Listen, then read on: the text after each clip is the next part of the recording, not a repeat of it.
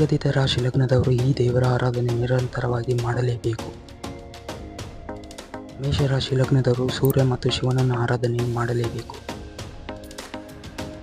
ವೃಷಭ ರಾಶಿ ಲಗ್ನದವರು ಶಕ್ತಿ ದೇವತೆ ಆರಾಧನೆ ಮಾಡಬೇಕು.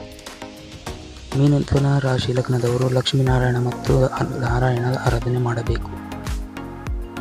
ಕಟಕ ರಾಶಿ ಲಗ್ನದವರು ಸೂರ್ಯ ರಾಘವೇಂದ್ರ ದತ್ತಾತ್ರೇಯ ಆರಾಧನೆ ಮಾಡಲೇಬೇಕು.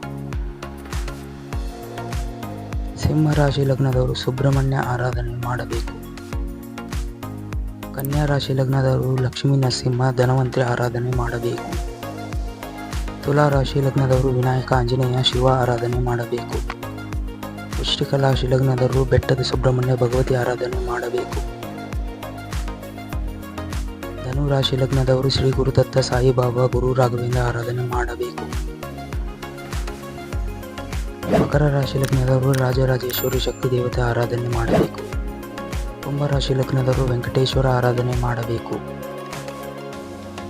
ಮೀನ ರಾಶಿ ಲಗ್ನದವರು ಸುಬ್ರಹ್ಮಣ್ಯ ಆರಾಧನೆ ವಿನಾಯಕ ಆರಾಧನೆ ಮಾಡಬೇಕು. ಇನ್ನು ಹೆಚ್ಚಿನ ನನ್ನ ವಿಡಿಯೋಗಳು ಮಾಹಿತಿಗಳು ತಿಳಿಬೇಕಾದರೆ ನನ್ನ ಯೂಟ್ಯೂಬ್ ಚಾನಲನ್ನು ಸಬ್ಸ್ಕ್ರೈಬ್ ಮಾಡಿ, ಲೈಕ್ ಮಾಡಿ, ಶೇರ್ ಮಾಡಿ. ಪ್ರೀತಿಯಿಂದ ಧನ್ಯವಾದಗಳು. ನಮಸ್ಕಾರ.